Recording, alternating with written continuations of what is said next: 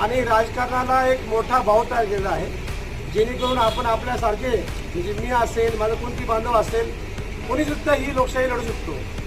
सत्याची लढाई असेल तर त्यामध्ये लोक जोडतातच. त्याला मन तन जे काय असेल, धन तर नसेल तरी चालेल. आता लोकशाही जर झाली तर धनचा विषय झाला आहे.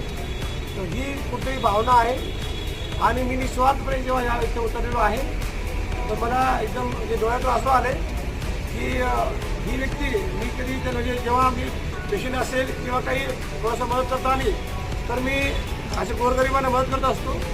हा माझा स्वभाव आहे, आता वेगळं काही नाही आहे. तो माझं काम पण आहे, माझं कर्तव्य आहे.